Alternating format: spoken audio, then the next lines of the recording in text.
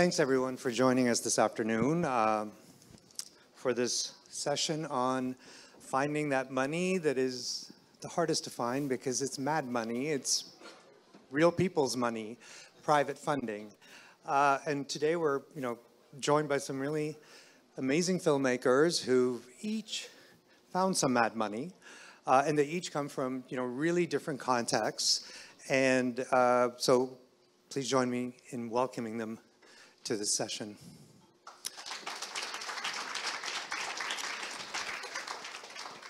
I'm going to kick it off by just asking each panelist a really simple question. I'm going to ask 3 questions and have everyone just tell their story, and then I'll open it up to larger conversations. The first question, and I'll start with Dilani on my left, is how did you find your investors? What were their expectations, and how did you make that work? What was the deal? Sure. Hi, everyone. Good morning, good afternoon. I don't really know what time of the day it is. Whenever you're in a summit or a festival, time doesn't matter, right? So my name is Dilani Rabindran. I am a past Reelworld producer program participant. Shout out to all my fellow cohort mates here. And I'm the founder of Viewfinder Film Productions. So my company started out focusing on the marketing and publicity of independent South Asian films. And then a couple of years ago, we progressed into production ourselves. So I produced 3 shorts, 2 of which are finishing their festival runs, and all 3 of which are releasing actually between this month and January on platforms and things like that. So for me, for that first question, how did I find my investors? All 3 of my shorts were actually made in India. I am a Canadian producer, but we filmed and made those films and projects there. So I sought out Indian private investors, so people from the commercial film industry of India. And for me, and for the market of shorts in India, they're very much about building your portfolio. So a lot of production companies in India, more of the emerging newer ones, are interested to invest in shorts that will go to festivals, that will help them get more international attention outside of the regional commercial industry. So for me, it was about finding investors who wanted to broaden their international footprint, pitch to them about the value of film festivals and having shorts by filmmakers that could travel the world, and then finding the right collaborators for each individual project, because each of our short subject matters were maybe a little touchy. And so we had to find the right partners who are willing to tell a bold story. Thank you. That's really fascinating. Ron. Hello. How's everyone doing? My name's Ron Diaz. I'm the writer, director, producer of Bite of a Mango. It's a feature film that premiered at Reelworld last year. So to find investors, I just had to look into my bank account. It's me and my film partner. We kind of put money together. And, well, the first thing I did is we wrote the script of 3 locations, so we didn't have to spend money there. And then we had equipment already, cameras that we can use, so we didn't have to spend money there. I'm like, okay, so I'll just shoot and direct at the same time, no problem. Let's go do this. It was, we took a big risk, and that's what filmmaking's about. Finding private funding after really was, we got stuck at ACTRA. They needed a bond, and they needed that bond immediately. So I was like, oh, that's money we need to raise. And one of the actors happened to come in, and we just made a deal with them and made the movie. And then, yeah, did great things. Yeah. I'm not, I'm just happy to be here. This shit is hard. It's just already so hard. And it's like, even if you get to make your first feature and it does good things, it's like winning the lottery, and you just have to be thankful you're here and appreciative, and just know that it's really, really hard for anybody to try and do this, right? So, yeah. Thanks for that great story, Ron. Andrew. Hi, I'm Andrew Chung. I'm an independent producer, writer, director. I've produced most of my films, so like Ron, I'm also one of my own private investors for most of my films. But I've had a few films that I've had a private investor in, and that kind of came about just kind of organically. The advice I always give filmmakers or anybody working in film, trying to make a film, is network outside of the film industry, right? That I don't think enough weight is put on, because our industry is really, we seek public funding first, and we don't really look beyond that, and we think that's our system and that's the way we go. But when I was starting out as a filmmaker, I started out doing corporate videos. I was doing commercials, so I was spending a lot of time around other business owners, right? People working in very different industries than myself. And I was going to entrepreneurship networking parties just to meet clients. I was just trying to get business for myself to make commercials. So I was meeting a lot of startup business owners. And so, you know, at some point they started making money. And that's when I would, like, knowing business owners, I'd be like, hey, I got a film. I pitch it to them. And so one of them is my good friend, and he invested in 2 of my films. Significantly in my last film, which was my first feature, which also screened at Reelworld, he contributed 50% of the budget. And that came about very organically, because I built a friendship and a relationship with him over the years. So it wasn't a very, like, formal pitch process. It was literally, I was like, hey, I need some money to make this film. I don't have enough. Here's the script. And at first he was like, he balked, and he was just like, I'll find time to read it. And I was just like, please, just read it, and then let me know if you'd be interested in helping me out. And so he read it, and he called me immediately after he read it, and he loved the script. And he said, he was actually the reason why it became a feature. It was actually a short. I was looking for money for a short.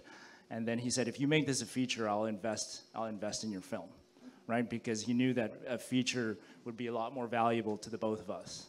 Right, so that's how that investment came about. So it was really that relationship that I've been building for a long time. So I think the same way you guys are building relationships amongst each other right now is, you know, you're doing the same thing when you're meeting people who work in other industries, just starting their own businesses. Because you'll be very surprised that, you know, a lot of business owners outside of film, they just have an interest in the arts as just something that's cool, while they're doing their own thing. So my friend who invested in my films, he's an owner of a chain of restaurants in the city. So, like, that have become very successful. So he has money to play with.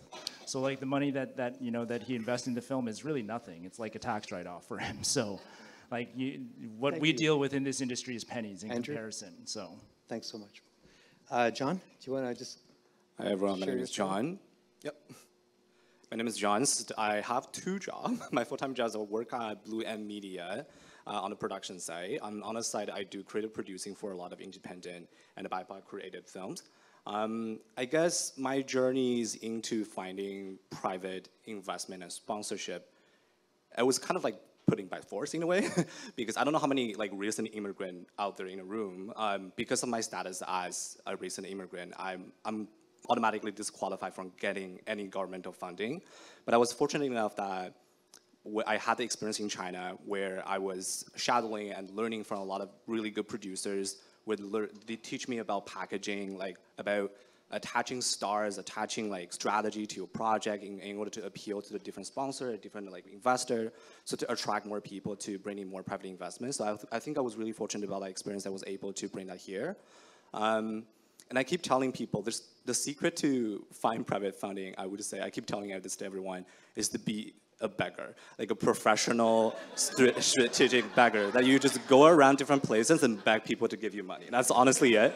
But obviously, I think the most important part is about you have to be professional about begging, but you have to have strategy as well, right? Like, you have to say, like, oh, what is the return of investment for you? You know, like, if you give me $10,000, I'm gonna guarantee you, and I'm gonna give you 10% extra later on, like as a return of investment. Or if you're finding a sponsor, you're gonna have a very comprehensive, I would say, sponsorship package, saying like, oh, we're gonna give you X amount of media exposures on social media. We're gonna encourage everyone on crew to post about your posting. Or we're gonna be hosting an offline event where all the investors are invited blah, blah, blah. It's all about the strategy that are attached to the project, and you can present that to the different sponsor, present to different people, and a lot of people will be interested. So I think the real challenge is not about finding these investors, because they're just out there. If you knock on the door, you send an email, a lot of people will respond. But the problem really is to find the right sponsor. Again, we were chatting about this outside the room. We encounter a lot of people, let's say like rich people, who want to put their money into a project, but they want their daughter to act as the protagonist. We had a short film where the main protagonist is a 12-year-old kid, and we have this 18-year-old young adult approaching us, saying like, could you change the script for us? I really need this film to use as my college application, and I will give you 50,000 grand. I'm like, I'm not gonna do it, but like, I'm gonna make a different project for you, but not for this particular project. You know, so you're gonna encounter a lot of things like this, like when you're approaching the investor. So I guess you really remember where you come from and also what the project's about. Bringing the right sponsor and the right investor to the project actually matters. Like I'm assuming a lot of the film and project I did is BIPOC related, it's about Asian storytelling. So I'm really proactive about involving Asian businesses into the project itself, because it's a value that they represent as well. At the same time, on a commercial perspective, a lot of the Asian businesses are targeting Asian audiences, right? So a lot of people that are watching the Asian film, it's also going to be their target audiences. So that's exchange of value that you can present to the investor. So I feel like that's little strategy like that's the secret for finding private fundings. Thank you. Great stories from everybody. Next question. What impact did this private investment have on your production, on your budget? For example, what ratio of your budget did it constitute? Where did you have to find other money? You know, what was the kind of financial breakdown of your project? Was a part of it pre-sales or sales or just out of pocket? Was part of it tax credits or institutional finance? And what part of it was private? And when in that process of production did you get it? I know from you when you got it, but you know, yeah. So let's start again with you, Dilani. So between my 3 shorts, my first one was a very tight budget, and I intentionally wanted to be the sole producer on that one because it was my first ever time producing. So I didn't know exactly the lay of the land for working with co-producers just yet. But for my second and third, my second, I had 2 co-producers on it, and on my third, I had 1 other co-producer. And the companies that I chose, as mentioned before, like they were chosen pretty strategically to invest in this short, or based on their interest to expand. But the effect it had on, let's say, the overall production or the overall product is, I think with my second, having 2 other co-producers, it didn't get negatively messy. It was obviously just more of the discussion around how are we going to split, revenue if there is revenue to come from the short when we recoup things. But I would say with my third short, which was the largest budget and now the most successful short to date in terms of awards and recognition, I was fortunate that my co-producer was is a very established Indian film director and producer on his own right. So it's rare, to be honest, that I would find someone like that who was so willing to let me lead, even though he was far more experienced. And I appreciate that that is a very rare thing to find in a South Asian filmmaker and Indian producer, because comparatively, my experience and compared to his was obviously could have held or helped lead a little bit more. So I think I got lucky in that sense, or maybe it just my character judgment paid off. So how did it affect the overall production?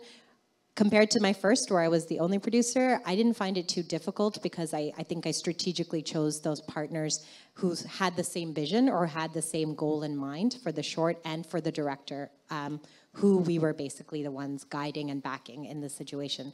So it's just when you have more cooks in the kitchen, obviously there's going to be a lot more discussions. And I can tell you production on the second one took a lot longer than production on the third, even though comparatively the budget and the scale of the third film was much higher. Thanks so much. I'll try and keep it short. It's a long story, but let's see here. Well, okay, making the first feature, it wasn't my intention to make that my first feature. It was just 2020. It was the pandemic. I wanted to make something good. And the effects of it was investing in yourself, proving you can storytell, And then it opened at the American Black Film Festival first.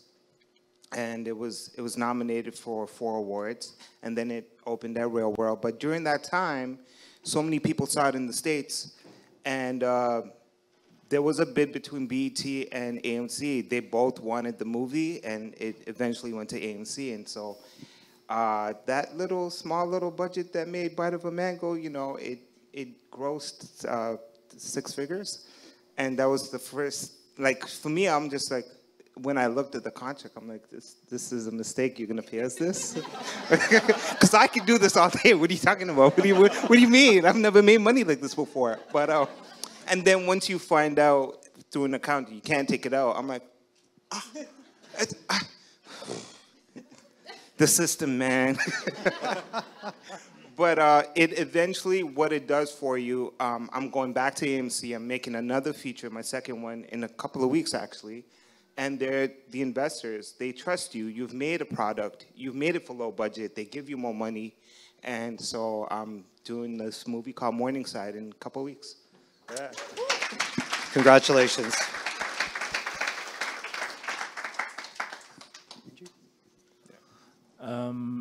About structure was the question. Like, the question is, what impact did the private investment have on your production? What ratio of your budget was it? I mean, private investors could be different from institutional investors because they may want a hand in your project or more say. I mean, I had a very unique experience. I don't think it's the average experience, like, because he's my friend, like, it's very informal, and he didn't have a lot of expectations, and to be honest, he wasn't really concerned about getting any return on it either, right? Like, I think somebody mentioned that, like, the reason why he invests in my films is because he cares about the stories that I tell, and you know, a lot of my films include, like, marginalized communities and representing that, and so that was his interest, right? And so that was the sole reason why he invests in my films that I know of. I haven't really asked him further than that, but I know he just cares about what I'm about, and so he's followed my films that way. So he invested structurally 50% in those films that he invested in. I put in the other 50. In terms of the impact, I would say that one's a hard one to answer because it wasn't enough money. Right, like it still never wasn't is. enough, right? So if I went for public funding, I might have gotten more, but so it was kind of like, I don't know if I'd do it again at that amount. So if he ever invested in a film of mine again, I would definitely ask for a lot more. But it was my first feature, so you know, I was naive and I was just like, I can make it for that money, but I wouldn't do it again. So. But because it was a small amount, like, so the advantage of that was that we recouped our money, right? So when you're spending so little, it becomes a lot easier to recoup your money. Okay, we're going to talk about how you got the money back in the next question. Thank you so much. John. So I guess the impact, similar to having more money to a production, is you're going to have a better resource and better equipment, and you have the ability to pay crew. They don't have to work for free. I think that's what a lot of independent producer and creators are struggling with.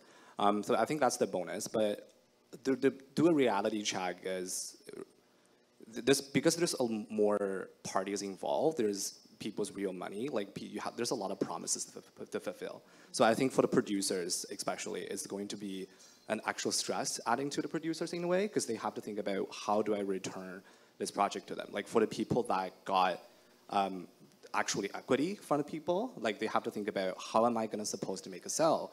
Like, he probably have to go to different festivals to try to make a sell at different places, so he'll be able to recoup the money and fulfill the promise. Or for the people that have sponsors, then there's strategy, all the strategy and the proposal that you bring to them initially, you have to fulfill them as well. Like, everything's about execution in the end, otherwise you will lose the relationship and they will never sponsor you or support you again.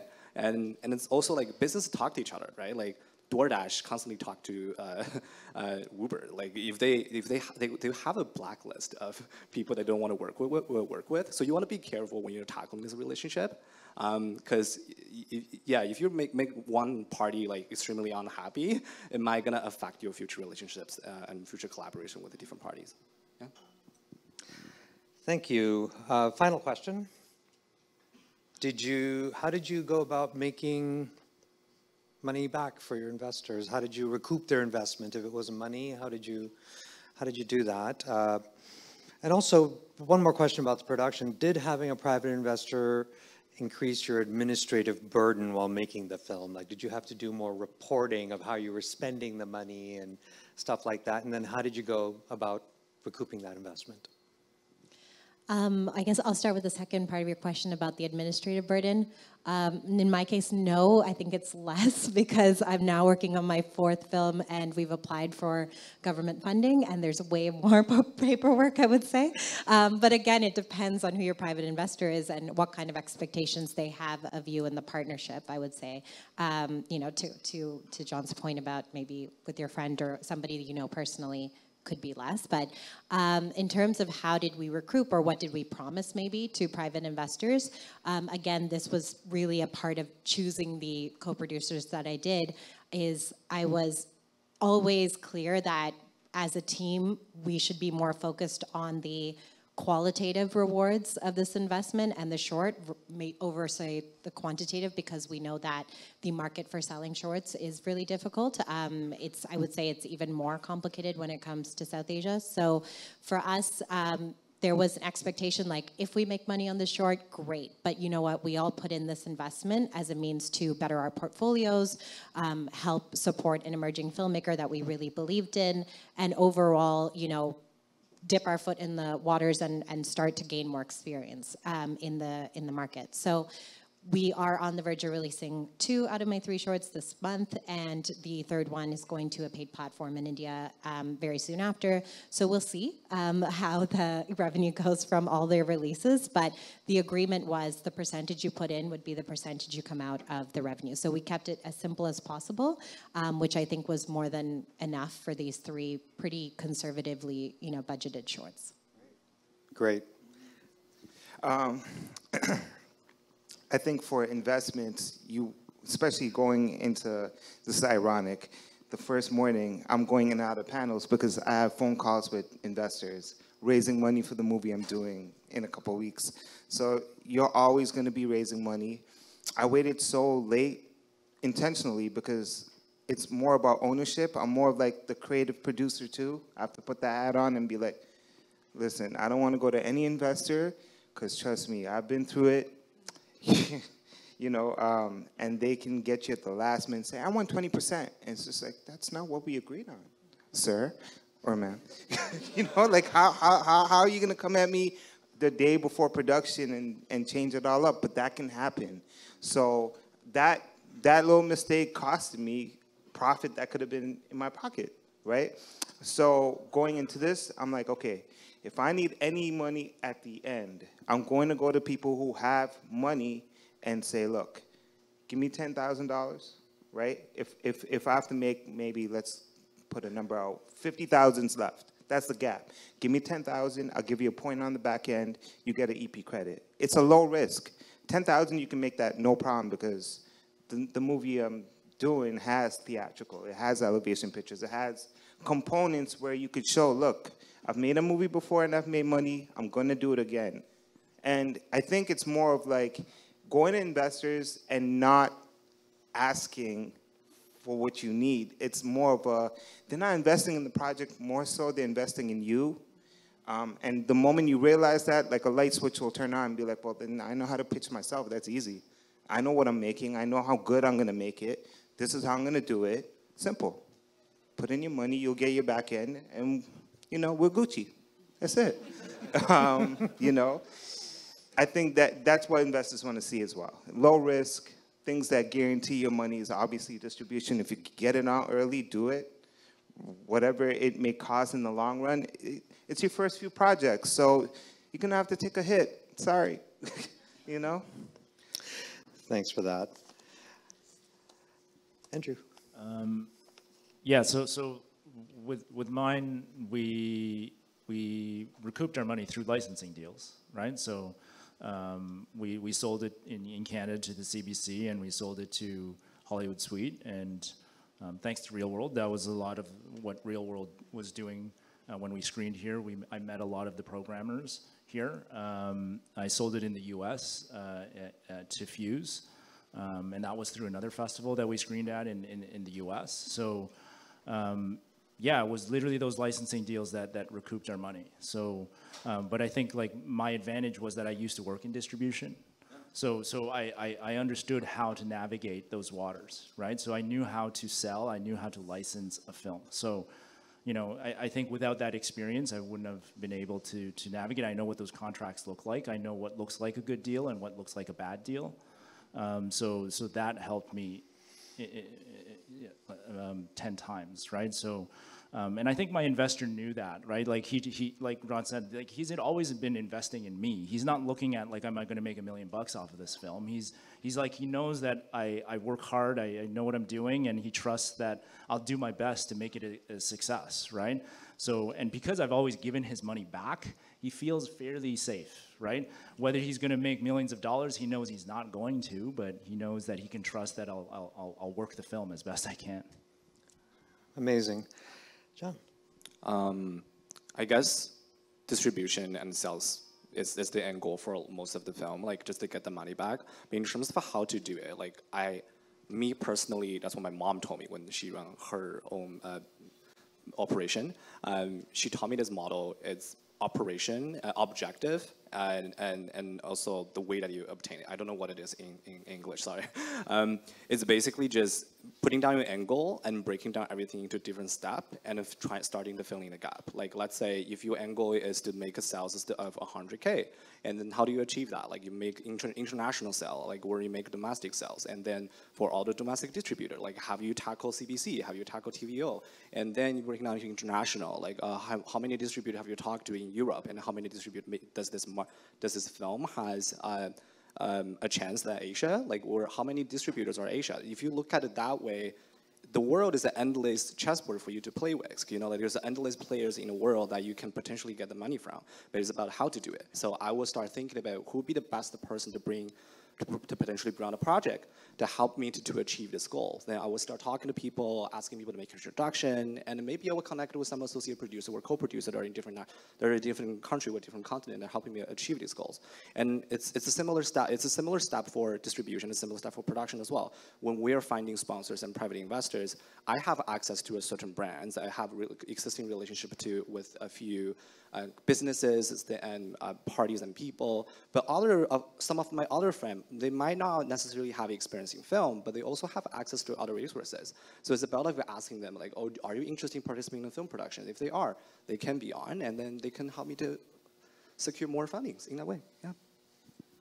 Thank you, John. So I have one more question that I'm sure is on the minds of many people in the audience, because not everyone here has made a film before, and we all started from zero at some point.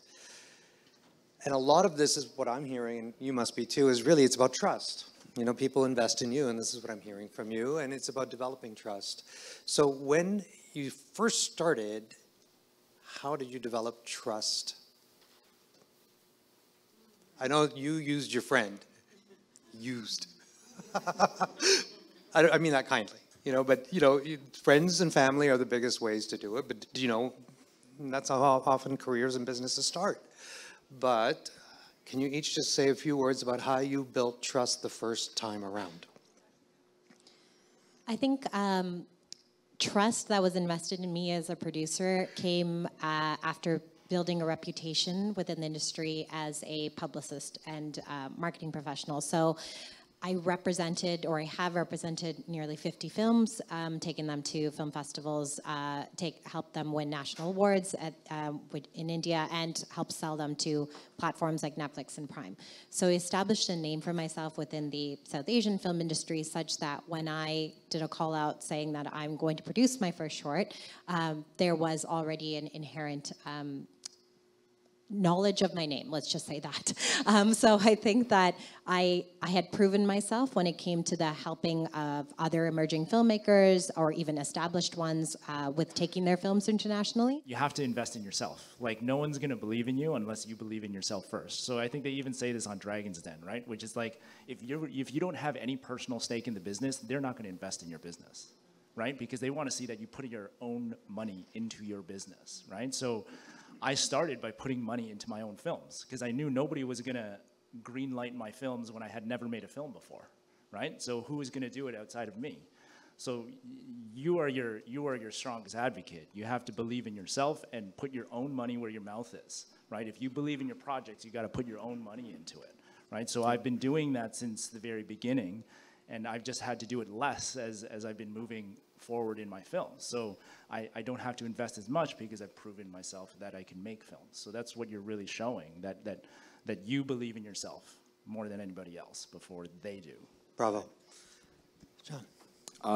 In my perspective, I think there are three angles to building the trust. Like the first is a business angle, and second is on an interpersonal angle, and the third one is on a more spiritual angle. The business angle is you really need to go into the room prepared. Like when you go to any meetings with anyone, when you go to meet any private investors or sponsors, they're gonna ask you a lot of questions. A lot of them are not gonna know anything about film at all. They don't know if they're ever gonna make the money back. They don't know if they put you the money, you're gonna deliver all the promises. So they're gonna ask you a series of questions. So before you enter that room, it's better that you look down at your strategy and think of all the questions that they might gonna ask and prepare an answer for it. So when you are talking and negotiating with these people, at least you're prepared. And also like when you have something that you're not, like just be open about it, you know, like we're all human.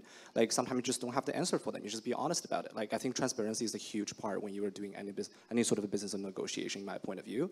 The second perspective in terms of on an interpersonal view is you have to treat people as a person first before you start doing a business with them. My way is have a drink with this person, have a coffee chat, have a dinner with this person. It takes you less than 30 minutes for you to realize if you're ever gonna work with this person or not. That is always the way that I work. Because you're gonna be stuck. I think we're talking with a few people at CBC, they were chatting about it. If you sign a deal with with a business partner, it's even harder than the marriage because your money is down the line and sometimes you're stuck with this person for 3 years or even more, right?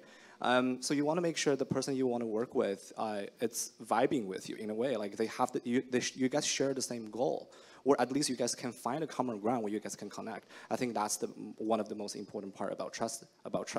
The third one is really similar to what Andrew said. It's about believing in yourself. Like my point of view is, no one's perfect. Like I acknowledge the fact that I'm human. Like I make a lot of mistakes.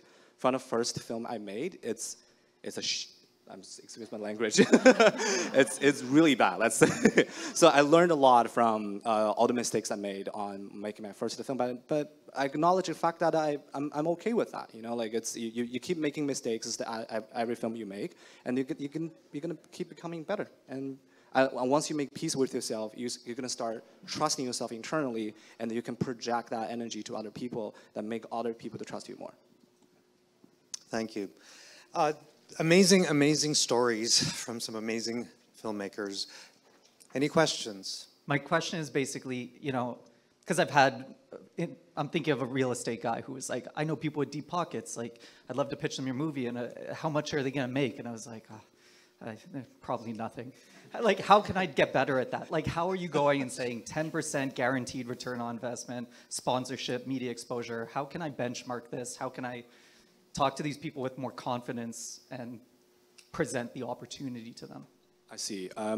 That's a good question, by the way, because I struggled with a lot. Like I was in a similar shoes that I know they just bought a 10 million houses in California that they're not willing to give $5,000 for me to rent a light. I've had situations like that before. Yeah, it's kind of observed to me in my mind, and it was for the common good. But I think it comes down to first of all, is the interpersonal relationship. You know, like you have to become friend with this person, like because you're playing with their money, and especially if they're a realtor, they're playing with other people's money as well. There's a lot of people in their company. I mean, I'm assuming that it's a big company, so a lot of people's profits are on the line. So it's about, first of all, maintain that personal relationship with them, and second of all, have different type of proposal to them. That's a more realistic way to solve this issue. Like the way that I usually approach sponsorship or private investors, I break it down into different tiers. Like the first tier is obviously you're gonna be granted maybe maybe not executive producers, but some sort of like credit that really acknowledge their involvement, and then they're gonna also get a return of investment as well. And the second tier, I'm breaking down into, in the second tier, you're gonna receive 10 social media posts. You're gonna have a lot of people, you're invited to our VIP parties, to the premiere, where you can interact with a lot of our valued guests and potentially interact with the other business owner as well. And then maybe the third tier would be, you're gonna invest less money, but we're going to give you obviously less benefit. And then the last tier would be, you guys don't give us any money at all. That's called in-kind sponsorship. So like say you're filming at a location, they must have a rich resource of locations, right? So ask them like, oh, you don't need to give us the money, but like we have a budget of $20,000 in renting a house. If you are able to give us a house for free, technically on a production perspective, you still save $20,000. So you still get one kind of like sponsorship that way. And the other way, if you're negotiating with a bigger brand, is sometimes you have to know what they want from you. You know, like they are all different companies and parties. They have their own interest. So sometimes one smaller company really want to build up their brand. So let's say a smaller clothing line might want to potentially associate with Lamborghini or Chanel. So in a way, their brand are associated together or in the same page. So in a way, it increased their brand exposure. So then there's a way to, maybe you can talk to Chanel, saying like, oh, is it okay for us to use one of your clothes in the project? In that way, the luxury brand is displayed in the film, and you can still have the Chanel logo displayed as part of the brand sponsorship or being supported by Chanel. So in a way, you see this private clothing line are kind of like in the same credit page with Chanel, which is what sometimes a small business owner wants. So there's a lot of like creative way to negotiate sponsorships and private investment. So it's about finding what they want, and you see if you can achieve that. I might recommend that you speak to him afterwards. Do we have time for one more questions? Are we? Okay, one more question. We'll see you there. My question is specifically for Dilani, right? And also generally for all the panel members.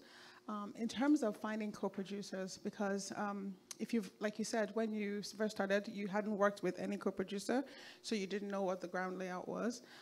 So what would be your advice in terms of, or your process, maybe would speak to that, especially as a woman, working with male counterparts, because we know how it's male dominated, and then a lot of times our voices get dismissed or mansplained and things like that. How are you able to maintain your own, stand your ground as a woman who has a vision, and then also playing with people who have more experience than you do, and being able to negotiate that point, that compromise where you take the lead in overseeing the project, and then also your take, and then also other panelists as well. Thank you. Thank you so much for that question. I guess to give a little bit of background to something I mentioned earlier about working in the Indian film industry is I particularly work in the South Indian film industry, and I worked and lived in Chennai and worked in production for a couple of years. And I was fortunate enough that I strategically chose the production companies and houses that I worked with because they were led almost all by males, but by males of a different generation who are more open and open-minded, modern, forward-thinking, and very welcoming to creatives of all backgrounds and genders, and that it didn't matter whether you were born into the industry or not. So I've made it a point since the start of working with independent or working with filmmakers to choose them pretty strategically. And I've got used to, before being a producer, having to stand my ground as a female creative with opinions, as a marketing and marketing representative and as a publicist. So I think I got quite used to it before putting on the producer hat, as to how to lead a team and be able to stand for my own opinions and directives. And so with going into finding co-producers, like I said, I was very strategic with who I chose, and that did make the pool smaller to choose from. But for my projects, I knew if it meant having to be the sole producer, I was ready to do it. And I was only going to take on co-producers if they were ones that aligned with the vision and were very happy to be on a project that was led by me, where I found the script and I found the director. So I think having done those two key things, which is basically starting the project, I think there was a natural understanding that I would lead the shots, regardless of if I was, the majority producer by a large percentage or just by a small amount.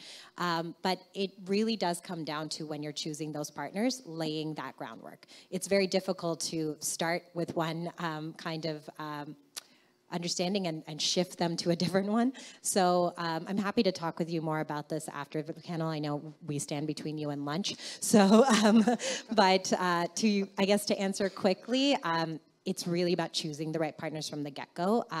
There's no quick answer I can give you about how to be a female producer, though.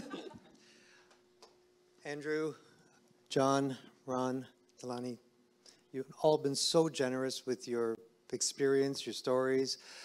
Did I mention they're all alumni of Real World? Tanya's the GOAT. So, thank you very much, and let's give it up for these really enterprising, exceptional filmmakers. Thank you so much.